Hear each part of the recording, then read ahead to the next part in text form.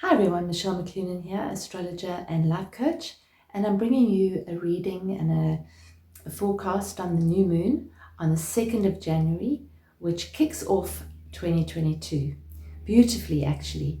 New moons are always a time to plant new seeds and start new things. So what better way to start a new year than to start it with a new moon? This new moon is in the sign of Capricorn. And Capricorn is an interesting sign. It's actually known as the mountain goat. That's the broad kind of knowingness about Capricorn. But it's also, if you look deeper in mythology, it's actually connected to the sea goat, which is a mythical creature who's able to navigate oceans and mountains alike with equal agility. Also with a lot of resilience, a lot of patience, a lot of endurance. And those are all qualities associated with Capricorn. Capricorn's an earth sign. There's a practicality about Capricorn. Capricorns like to have intentions. They like to know which direction they're moving in. They like to build foundations, build structures on which to actually manifest their dreams. And that's really the energy of this new moon.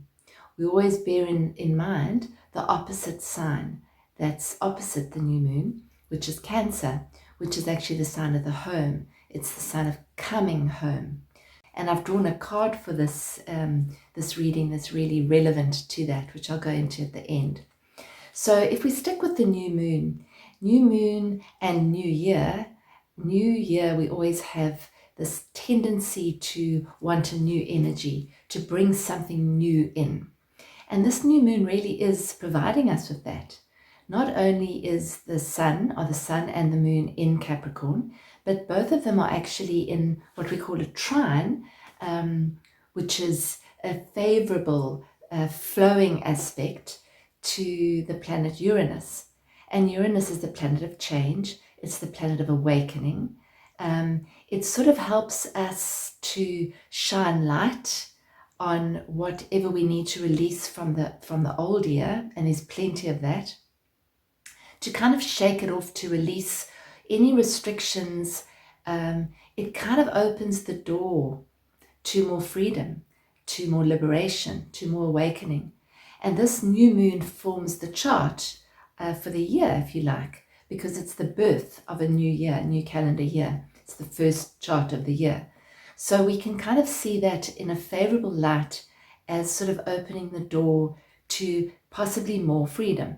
So it's also helping us to set powerful intentions which relate to our liberation and to our freedom. So really, as we prepare for this new moon, it's to release whatever we don't need, whatever self-limiting beliefs are coming up for us, and they might be coming up at the moment. Whatever mind programs, those loops, that loop mind program that keeps coming over and over and over again. This is an opportunity to let go of those things that aren't serving us, to really liberate ourselves from those old ruts, those old patterns. This is an opportunity to do that. And in so doing, to set that intention for the new year, to be free of those old conditioned patterns. If we look at the energy of the last 2 years, 2020, 2021, we've had a lot of restrictive, heavy energy in astrology, which is obviously aligning with what's going on our planet. And it's sort of squeezed us to really get to know ourselves more. At the very beginning of this experience that we've all been going through, we had the planets Saturn and Pluto coming to a conjunction, which means they came together for the first time in 38 years. That was in 2020 in January. And we were all told to go home, to stay home. And I think it's been a process that many of us have been through in getting to know ourselves in a more intimate way, because we've spent more time with ourselves. We've spent more time at home and hopefully come home to ourselves even more. This last year, Saturn and Uranus have been in a square, which have kind of been butting heads the whole year, which has been freedom versus liberation, our human rights as opposed to what is handed down from our authoritarian systems. So that's been the main theme for this last year. And I think we're all finding ourselves a little bit battle weary, a little bit tired of the same old thing, of the same kind of story being repeated day after day, but like Groundhog Day. I believe that that is going to change in the next year. And the reason I say that is, even though we still have some of the heavyish energy in terms of the square between Saturn and Uranus, that's still in place for a little while longer. We also, at the moment, we have Venus and Pluto together, traveling together, and Mercury, the planet of the mind and communication, has joined that conjunction. So over the last few days, you might have felt heavier than normal. You might have felt stuff coming up which you thought you had dealt with. You might have found yourself saying things that you regretted later. You might have found yourself going into old stories. That's kind of compliments of Pluto, Mercury, and Venus, which is retrograde, which is bringing out those old things, bringing them to the surface again. So that's been happening. It's still there, and there's something new happening. So Jupiter, which is the beneficial planet, it's the planet of abundance, of growth, of expansion, it also relates to freedom, has moved into a new sign, which is Pisces. And Pisces is related to our unity, our oneness, our spiritual connection, our sense of being connected to something bigger, something much more unifying, much less separating. And Jupiter is very comfortable in the sign of Pisces because it's the co-ruler of Pisces. That is a theme that's actually coming into play now, as well as over the next few months. Jupiter moves closer and closer towards the planet Neptune, and they come together in March in a conjunction in the sign of Pisces. Just as Jupiter is the co-ruler of Pisces, Neptune is the modern ruler of Pisces. So both those planets are very comfortable in the sign of Pisces. And what that says is, if you look at the archetypes of Jupiter and Neptune, Jupiter being the planet of beneficial abundance, growth, and expansion, Neptune being the planet of spiritual connection, beauty, opportunity, the two of them come together. For me, it's saying, imagine a new world. Connect with something more beautiful. Connect with your dreams of a new world. Don't let those go. Keep those alive, very alive. And I think that while we are setting intentions for this new moon and this new year, I think it's important to set intentions and not necessarily resolutions. I think the two are very different. Resolutions can often be quite harsh. They can often be based on something that's lacking in your life. So I need to lose weight because I'm overweight, or I need to do more exercise because I'm slack. Those kinds of things. A resolution's often based on making something better, fixing something. An intention is, for me, it's softer. It's more compassionate. It's saying I intend, rather than losing weight or controlling my diet, I intend to be kinder with myself. I intend to feed my body nourishing foods. There's a difference. Also, how we intend to feel. How do we want to feel in the new year? Do we want to feel restricted, or do we want to feel free? And then it's up to us to infuse our lives with that feeling on a daily basis. And that then flows out into the field and actually feeds into our reality and creates our reality. So I think this year, the awakening keeps on happening. That hasn't stopped. We're awakening. We're evolving into something new. That newness is unknown at this point. So there's a certain amount of trust in that something actually is appearing. Something is actually going to manifest. And we just need to be resilient in the way we want to feel.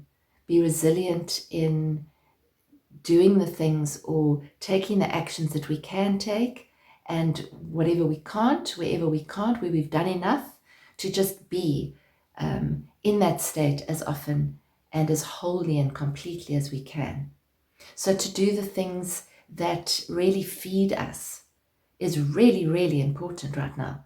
To ask ourselves while we're setting intentions for this new moon and this new year, what lifts us up? What ignites us? What brings us joy? What brings us peace? And to do more of that, so that then feeds into it, sort of like we're planting those seeds in a very fertile soil this new moon. Soil is fertile. It needs to be watered though. There's a lot of earth this new moon. And earth is great if it's actually being nourished, if it's got enough water, if it's got enough compassion, allowing ourselves to process and feel the emotions. And big emotions can come up at this time. I know they are coming up for a lot of us. So it's to feel those feelings. It's to nourish and water the seeds of intention that we want to grow this year. What do we want to grow? How do we want to show up in the world? How do we want to serve? How do we want to shine our light? Those are probably more useful intentions than specifying exactly what it needs to look like in kind of a rigid way. I need to manifest X, Y, Z. You can kind of feel the rigidity in that, as opposed to I intend to show up in the world in this way. You might want a word associated with that. You might want an image associated with that. You might want to do something creatively to help you feel what you want to actually feel this year. So it actually brings you back to that each time you think about the future. Each time you worry about the future, you can actually return to your word, to your image, and that actually brings you back into that emotional state that you want to manifest. Because most of the time when we want to manifest something out in the world, it's because we want to feel a certain way. So I would like to manifest X, Y, Z, and if I manifested X, Y, Z, I would feel like this. That's what we want. So it's to turn the tables, and I've discussed this before, and to actually manifest from a place of being what you want to manifest. So if you want joy, to actually feel joy on a daily basis. If you want peace, to infuse your day with peace on a daily basis. Then it's not as important to achieve what you want to achieve out in the world. And it's not as rigid. So I would say that's a really big theme. I think that we are dreaming in a new world, a new earth, and it's in process, and we are co-creating it. So it's coming from us. It's not coming from outside.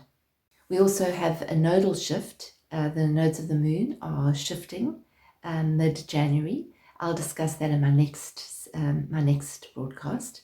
And also in February, planets all start to move direct, followed by this conjunction in March with Jupiter and Neptune, which I sense might be more of an awakening, might be more of a liberation, it might be an easing up somehow. It feels to me like an opening. So I see that as kind of a light, the end of a possibly long dark tunnel. I did draw a card for us for the new year, and I think it feeds into what I've said quite beautifully. So I'm going to read it to you. It's again from the Divine Feminine pack, which I just love. And it's the card Hestia, which I'll put, if you're watching this on my newsletter, I'll actually put the card on the newsletter for you to see it. Hestia is the goddess of sanctuary. So if you remember what I said about Capricorn being on the one side of the zodiac, Cancer being on the other side, Cancer is related to home. Hestia is the goddess of sanctuary or of home. She represents the warmth, protection, and sanctuary we feel when we know we are home. Hestia is an ancient Greek goddess of the hearth. Her name translates as fireplace or altar. She is the firstborn daughter of Cronus and Rhea. Her brother Zeus assigned Hestia the sacred position of tending to the Olympian hearth. She is known for her calm, abiding presence and her tremendous kindness. In ancient Greek culture, Hestia is the divine personification of the sacred fire that sits at the center of someone's home, as well as in the center of every town and village. She would receive the first and last sacrifices of each day. With the establishment of a new village, the flame from Hestia's public hearth in the mother city would be carried to the new home. Hestia is the fire that grounds us, the hearth we can gather around to stop our wandering. Hestia is an emblem of the warmth, safety, and nourishment of being in community. She represents that tangible and yet unseen connection between all our loved ones. And she is the calm, abiding presence that we can only find within. When your soul selects this card, Hestia created the concept of sanctuary. It's considered a sacred obligation to shelter and protect those in need. She wants us to seek these situations that allow us to feel a sense of being home, or she wants us to create that form of sanctuary for someone else. Of all the wild and crazy adventurous Greek gods and goddesses, Hestia is the most drama-free. She is the one who can be counted on, the one who fosters community and provides the stability of food and warmth and shelter when all else is coming undone. She is your grandmother goddess. She is the energy that whispers for you to just get cozy. Hestia wants you to be 1,000 leagues easier on yourself. Hestia wants you to be 1,000 leagues easier on yourself. Put a blanket over your body. Curl up with hot tea. Sit before the fire of all that you've accomplished and give your mind a break from all that you ask of yourself. Hestia wants you to let kindness pervade your thoughts. She wants you to light a small fire in the center of yourself and feel safe in calling your body home. She wants you to be able to seek sanctuary within. She wants you to come home to yourself and to give yourself the love that you effortlessly offer others. Hestia is the call to become the calm harbor for your beautiful soul to thrive. Isn't that beautiful? Her soul voice meditation is, am I a safe place to be? And the intention, no matter where I am home. The most sacred sanctuary is found within me. So I think that's a beautiful way to start the year.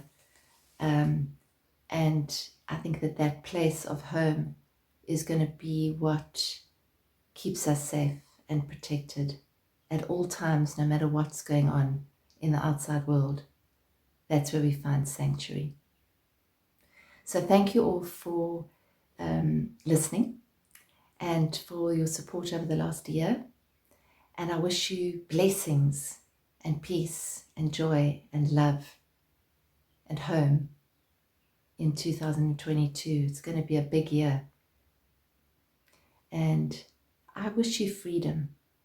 I think freedom is on all of our hearts right now. I wish you freedom, inside and outside. We are starting a new course, a new journey to freedom on the 27th of January. So you can check that out on our website. The link will be below the video. Until then, until my next broadcast, have a beautiful new year. Bring it in with a flourish of love and peace and joy. Thank you.